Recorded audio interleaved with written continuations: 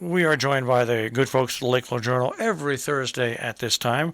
We take a look at the stories that are in the Lakeville Journal. And this week I really also want to talk about a story that's in the Millerton News. But let's welcome in Janet Manko. Janet, good morning. Good morning. And we have the trio at the Journal offices. We do. I'm going to let Janet do the introduction of John Costin. Okay. Ladies and gentlemen, we're going to let Janet do the introduction of John Costin. Yes, we have a trio at the Lakeville Journal office because we have a new edition. And, you know, I think that our readers and our listeners know that we've been in transition for the past few months looking for a new editor so Cynthia Hawkswinter could step back and do Compass only.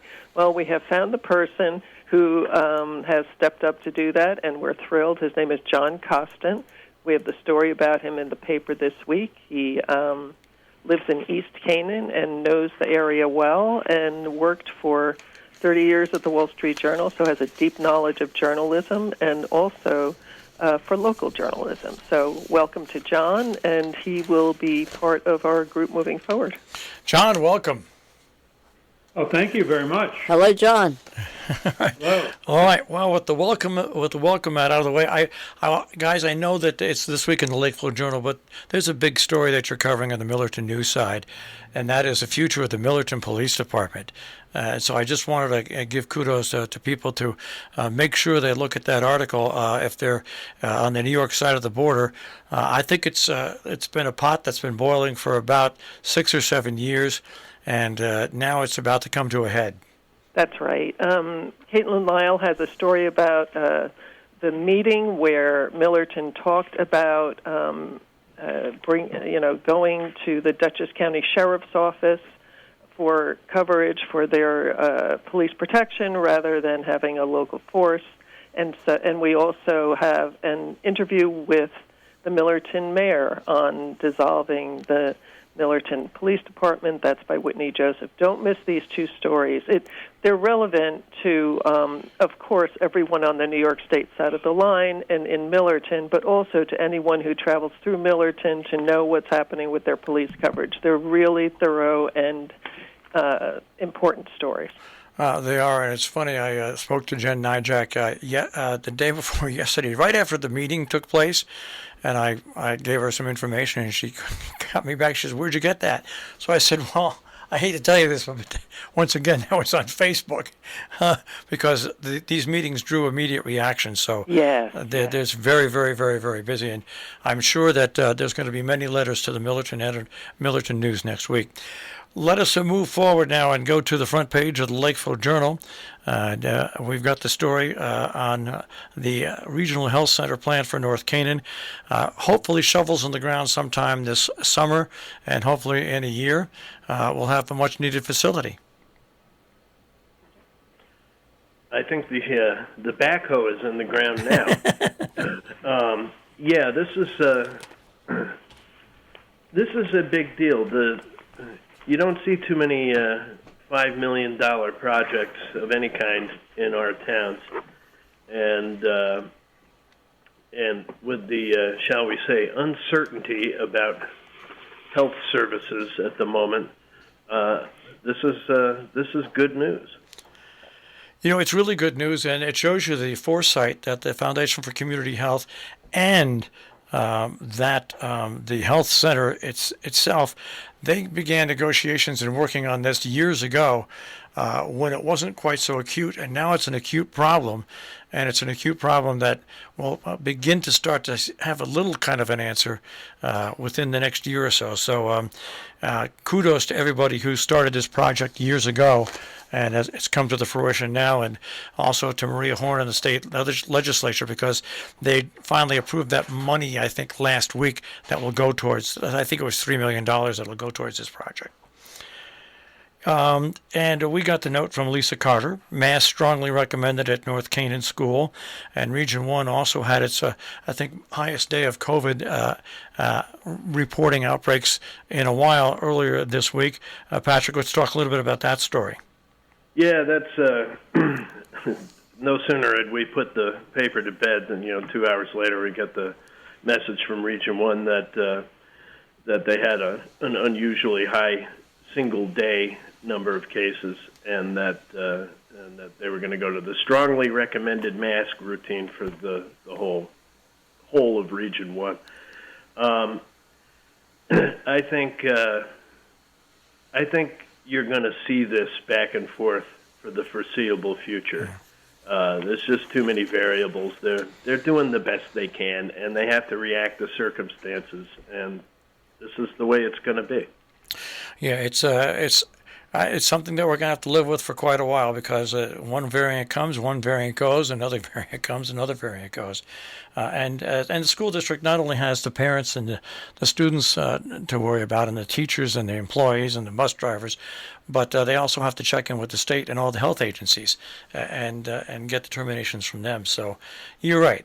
They're doing the best they can in an awkward situation. I want to go down to another story on the front page, which is something we've been following for years and years and years and years. The EPA now will monitor PCBs along the river in northwest corner. I don't know it's taken them so long because there's been so much PCBs to the north of us. So who wants to take that story? There have been, they've monitored PCBs. It's not completely new. But this is the first time they've actually said, okay, this is going to be the site in Connecticut is going to be one of the half a dozen official monitoring sites. So we're going to have more information than we had before. But prior to this, I think it was kind of sporadic. So we'll know more. But again, I spend a lot of time in that river. Irritating aquatic creatures, and it wouldn't even occur to me to eat one of them. And I don't think it's safe, and I don't think anybody should do it. Yeah, we talked about that last week, and that comes from somebody who's, like you say, Patrick, you're on the river a lot fishing, not only the Housatonic River, but streams around our area. Next story to talk about, and this is out of Millbrook, and that is learning ways to identify trees by telltale clues. This was important to me because I am a lousy tree identifier. For someone that spends as much time in the woods chasing trout around as I do, I really ought to be able to go beyond the difference between, say, a pine tree and a birch, but I can't. So this was good for me personally. Yeah, I can tell the difference between a pine tree and a birch. Where I come in is when it comes to plants, I have no idea. Someone once walked into the office and said, "What's the name of that plant?" And I said, "Seymour." I have no idea what variety it is, but I have no idea what plant it is. You have personal relationships with them. You just That's don't exactly know right. I have no idea. I want to mention a story that's on page A2 in blue, and that is the Salisbury Rotary Club is joining in the Day of Service in our area. As a matter of fact, Patrick, cleaning up along riverbanks and various areas in our tri-state area, especially in Northwest Connecticut. Yeah, they'll be out, and I'll be there taking pictures of happy volunteers filling their garbage cans with, or garbage bags with beer cans and the other ephemera that seems to develop. Yeah, it's a good thing to do, and what can I say about it? It should probably be done more often. Yeah, you're absolutely right. Three stories that are kind of linked because they're all about money. And one is the Berkshire Taconic Foundation spring grant deadlines are around here, the scholarships for locals from Salisbury Bank, and also the real big one, which is the Fine Arts School Tuition Aid scholarships for Housatonic Valley Regional High School. These are three stories that show opportunities for different nonprofit organizations, businesses, students, and even in Sharon, a grant for nonprofits as well. So this is something we always put on our A2 page. People should definitely look for it. It's that time of year for students who make, there's a lot of grant money available, and for a wide variety of different student types. You don't have to be the class valedictorian. Just everybody should keep an eye on these applications, and they're here for our students. They should definitely apply. All right, and I love the picture out of Kent, the pollinator poster that was put together. Yes, this is John. That was, Lance Christensen was driving by and saw that, and we discovered that the Kent Land Trust manager, Clark Gifford, sort of created that installation, and it worked perfectly along with our story about Kent's eyeing how to cut back on mowing. The story sort of explains a positive approach to giving flora and fauna sort of a break. I think we'll see how well the town manages with that kind of an initiative, because while it's nice to have a pollinator pathway partnership, you also have to deal with highways and roadsides. But this was a great picture. All right, now moving on to a couple of stories out of Sharon. We'll start with River Road. Once again, the problem that plagued the Falls Village, Salisbury area last summer, that is parking on the roads, which really creates a dangerous situation for pedestrians and for ambulances or emergency trucks that might have to get through. Yeah, I think it was interesting to read how Leila kind of described the way that vehicles kind of wiggle their way around each other to get into that site, and it definitely is something that is going to become another sort of issue this summer. All right, and along with that, the Sharon Town Hall parking lot finally is going to see work done on it, and that includes EV charging, lighting, and a replacement also of the ramp here, and an expansion, by the way, of the parking lot, which will add a lot of different spaces to that parking lot. Who wants to handle that story? Well, I'll just say that it is definitely timely to start to put in EV charging. There is a strong demand now for electric vehicles, partly because oil prices have now gone through the roof, and gasoline rather, and so people are really desperate to get a break on that. So it's exciting that Sharon will have an EV charging setup. There's one in North Canaan to Stop and Shop, but I think that's strictly for Tesla. Yeah. All right, I'm going to move on to your story, Patrick. Artists, artisans, and archaeologists. I am a unabashed fan of Eric Wieden's video series. He's been doing it for quite a while now, and I think I've seen every single one. And over the years, he's developed a very quirky interview style, and if you're used to cable TV news sort of shove the microphone in your face and yell style, it's going to seem a little placid. But once you get into the groove of these things, they're really, really interesting. And the one he tends to, in this one he was at with these Alistair Jones making wooden bowls, and then they're decorated by Shari Horowitz. And I find watching a craftsman of any kind at work one of the most fascinating things in the world. Their movements are really concise. They don't waste any materials. You can tell they've been doing it a long time. And I remember as a kid working in a hardware store, watching a really experienced guy cutting a very tricky piece of glass for a complicated window, and just watching how he did it. And it's never left me. So Eric specializes in that kind of thing. Although if you want to see pure comedy, find the one where he trailed me around fishing. I absolutely wore him out. All right. Right next to that story is a story about organic farming successes. It's entitled Feeding the Soil and Not the Crop. Yeah, that was a talk from Jana Siller at the Isabella Friedman Jewish Retreat Center in Falls Village that Matthew covered for us. And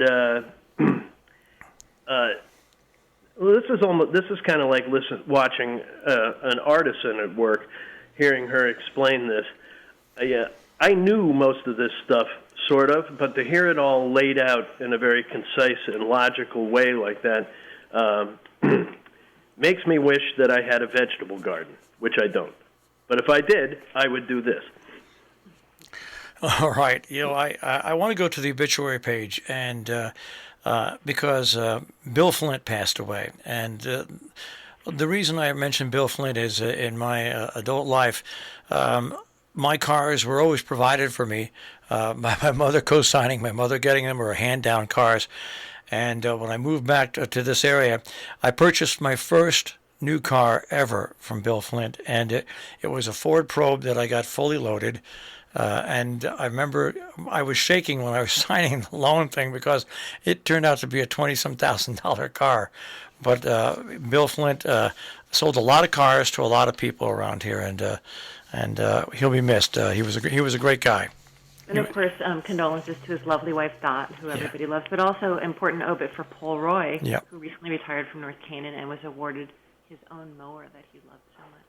Yeah. All right. Now let's go on to North Canaan. I'd hate to be on any finance board, but to be on the finance board in North Canaan and take a look at the hikes in both the selectmen's budget, the Region 1 budget. It's got to be a lot of sleepless nights there. Yeah, they've got a tough.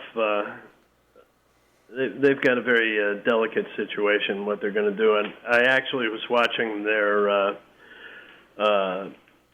Housing Plan Steering Committee, I think it's called, last night, and the first selectman alluded to it and how they're trying to thread this particular needle. So it's going to take them a while. I mean, this is very early in their process. Salisbury's about done. They'll have this thing wrapped up right around the same time, either the day before or the day after the Region 1 referendum. And that's something I've observed over the years, which is Salisbury's always first and Falls Village and North Canaan are always last, and I don't know why. Well, I think Sharon's going to be in the race for last, the way things are going in Sharon as well. But yeah, Falls Village, a 4.12% increase in town spending. Boy, we are in tough times right now, and I think all the towns should be grateful for all the funding that has been coming through with the American Rescue Plan Act, because it's given all the towns some leverage and some leadway to get through some tough times. The other thing that gives them a little wiggle room is that the grant lists have increased pretty dramatically. So if you were looking at the same grand list as 2 or 3 years ago, then these increases would have a much bigger impact on the mill rate than they will otherwise. You live in Falls Village, right, Patrick? No, I live in Salisbury. I'm joking. But lots of people do and love it. Yeah, no. So do I.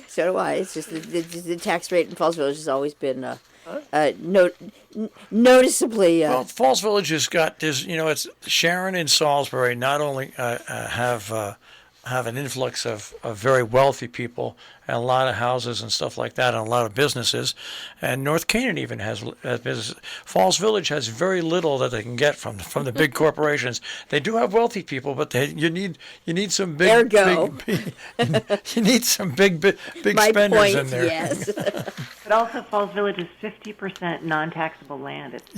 That's what I mean. Everything. My point, yes. Everything adds up to be a nightmare there in Falls Village. All right, let's go to the opinion page here. We've got about 9 minutes left. And the editorial, Road Safety, It Takes Constant Focus. That's right. This is Road Safety Month, and there's lots of information out there about it. During COVID, I think many people sort of gave up driving and, stuck close to home. And once they had to get back out on the roads again, sort of forgot how to do it. So keep close watch on how you're operating your vehicle and how others are operating theirs. And give this a read. It pinpoints some problem areas and gives you a place to go online, nsc.org, and look at the Just Drive pledge, and be careful while you're driving. Pay attention. I'd like to also take this moment to give gratitude to Cynthia for her many years on the radio with us, and of course at the Lakeville Journal as news editor, now on to Compass, and maybe once in a while we will get her to come on radio and talk about Compass. All right, letters. You've got some pretty impressive letters, and Don't we? Yeah. I mean, they're. I think they probably all went to your word limit. Just about. And there were some I had to go back to and say, it's 500 words. Can you cut it, or do you want me to? So, we have an interesting letter from Dr. Mark Marshall at Sharon Hospital, who's Vice President of Medical Affairs, talking about the strength in the hospital's changes coming forward. So give this a read and see what you think of what he's telling us. We have Wiley Wood in Norfolk talking about points that another letter writer who's right next to him this week had made a couple of weeks ago, Mark Godburn, and so we have sort of dueling visions here, because Mark also wrote again in response to another rebuttal to his points. So and we have another one from Craig Tunsley on that subject too.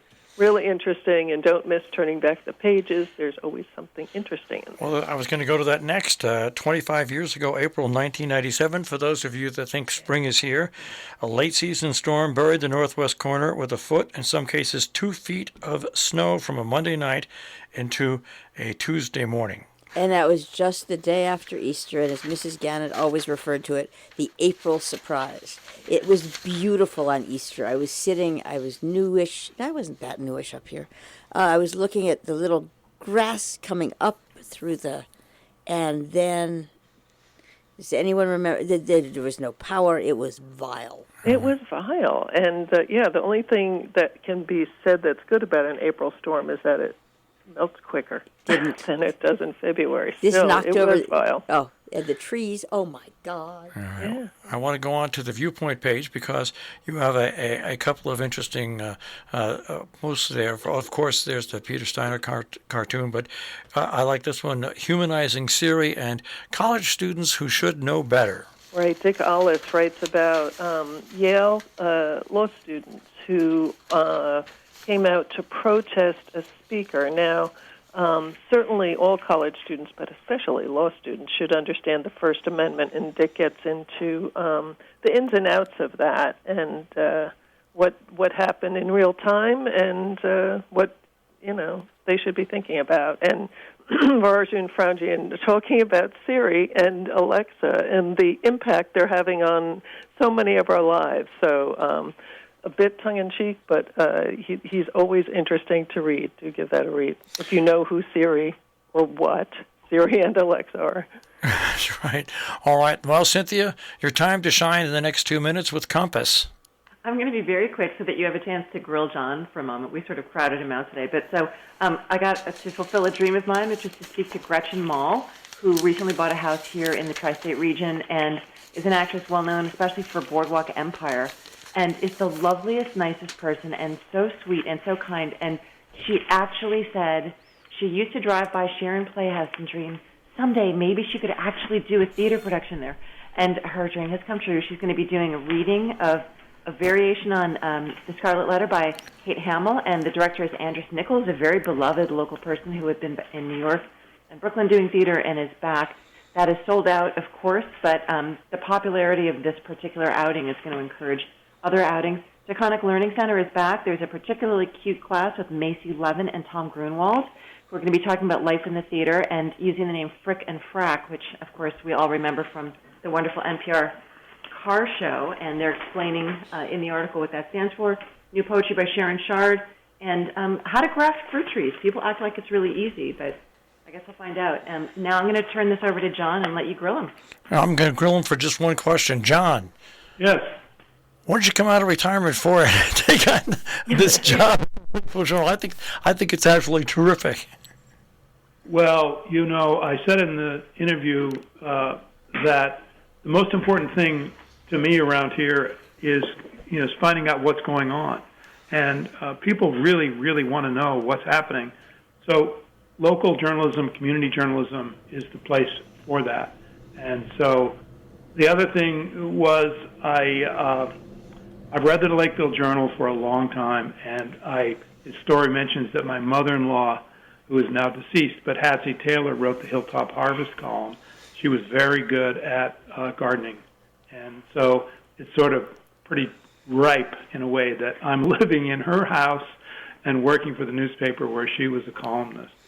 I think it all comes around. It does. That's a wonderful circle thing that we all learn to appreciate. Well, I think it's great. Now, I haven't, this is my 52nd year in local journalism. Most of it spent here in the Sharon area, about almost 30 years in the Sharon area. But so I know exactly what you mean. And you know what? There's nothing better to do than to do something that you truly enjoy. And we welcome you to the Lakeville Journal, and we welcome you here to Robin Hood Radio on these Thursday mornings. Thank you. And folks, we'll speak to some of you next week, and some of you not. We'll figure it out. Have a great week, everybody. Thanks. Thank you. Okay. All right. You can find the Lakeville Journal, of course, at tricornernews.com on newsstands, and you can get it with home delivery as well.